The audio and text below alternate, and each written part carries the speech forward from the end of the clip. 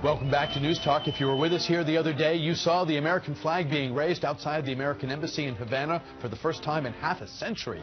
It was a symbolic event, as the embassy has been open for a few weeks. But for those of us who remember the Cold War era standoff between the two nations, it was quite an extraordinary occasion. Tomas Bilbao is with the Cuba Study Group, and he joins us now. Welcome back. It's good to have you with us. Thanks for having me again. When you and I were talking about U.S.-Cuba relations 10 years ago, it was like we were the only people talking about it. Now the change has come, and it's an extraordinary time. Yeah, you know, it's funny because we did feel very lonely back then. There was just really a handful of people who would go on air and talk about things that sometimes carried significant political costs. But the reality is that now, of course, we're joined by a chorus of voices for some time now, actually in the last few years, whether it's the Conference of Catholic Bishops or Human Rights Watch or the U.S. Chamber of Commerce or dissidents inside Cuba who've been advocating for this kind of an opening that we're now seeing. What will it mean for Cuba and Cubans to have American visitors come? What will it mean economically? What will it mean in terms of person-to-person interaction? What's your expectation? What's your hope? Well, there was a very interesting article in El País of Spain today that actually talked about the impact that increased travel from the United States is having on the private sector in Cuba. You'll recall that a few years ago, Raul Castro authorized the creation of private businesses, and now that's over 500,000 strong. People who have small businesses, either restaurants or rent rooms out of their homes or produce some kind of a good, and sometimes it's actually computer programming that they're now outsourcing, that they're selling outside of Cuba. And so this increased travel from the United States, which is up at least 34% in the last few months, is a great injection of capital to those private businesses. But the prohibition on tourism to Cuba still remains. And Senator Jeff Flake from Arizona has introduced legislation that has wide support in the Senate, which could do away with that prohibition and allow any American to travel for any reason to Cuba. There are still limits of some kind? Correct. So President Obama used his executive authority to authorize general licenses in lots of different areas: cultural, religious, academic, athletic. And so if you currently travel to Cuba, you must comply with a full-time schedule according to one of those categories, meaning that if you just wanted to go to Cuba to get to know Cuba, you wouldn't qualify. That would be considered tourism and prohibited under the same type of restrictions that codify the embargo passed by Congress. So you would have to comply, for example, with a full-time schedule of assistance to the Cuban people or cultural exchanges. And what that's really done is created a small group of travel providers which specialize in these type of things, which raise the cost of Americans to be able to travel to Cuba. The only country in the world, by the way, that Americans aren't allowed to travel freely. So we still have the situation here where the government is telling us where we can go and what are the approved reasons for travel. Correct, and the hope is that the Obama administration will continue to take executive action to broaden the scope and to lessen the requirements, for example, of having to travel to Cuba under one of these travel providers, which really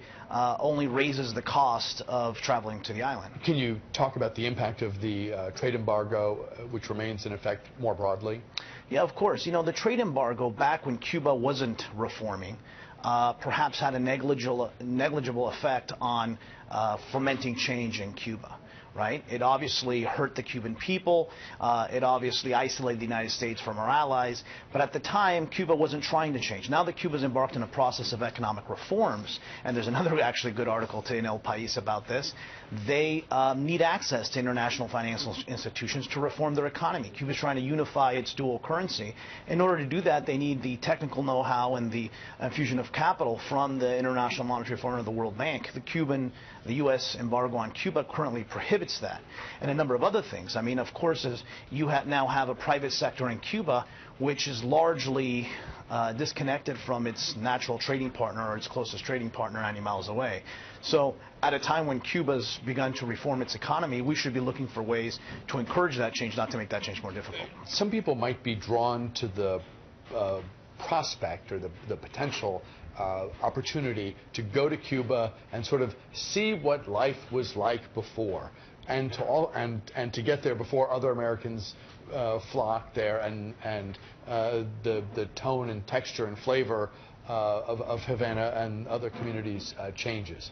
Does that bother you at all, or what's your reaction? It does a little bit, because it suggests, of course, that someone wants to go to Cuba and see Cuba in its current conditions, which in many cases is not the best possible conditions for Cubans on the island. And so I think instead what we should strive to do is help Cuba develop, play a positive role, including U.S. investors in Cuba in the future, playing a positive role in helping with social investment in Cuba. So if you're going to be a long-term investor in Cuba, your chances of succeeding are significantly better if you play a positive social role in Cuba, and hopefully that will help create a Cuba that maintains the authenticity, the cultural relevance that people are drawn to, but at the same time helps raise the standard of living for Cubans. For some, the Obama administration's moves, including the opening of the embassy, reward a repressive regime.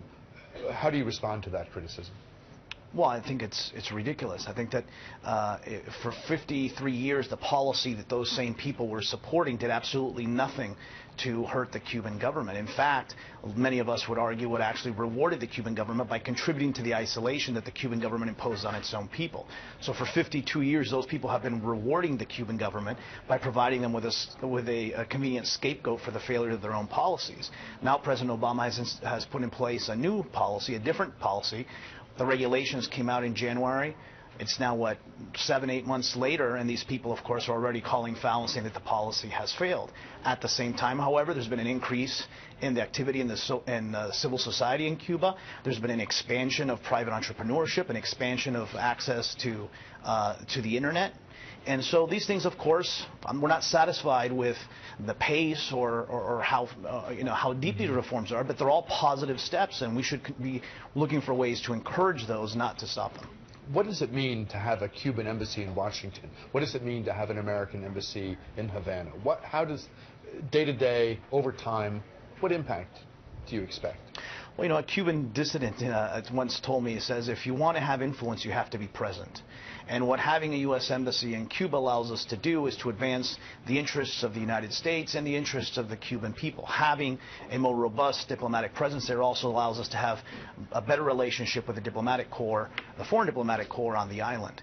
And it also provides an opportunity for the United States and Cuba to work on issues of bilateral interest. For example, hurricane mitigation, which is a relevant topic today.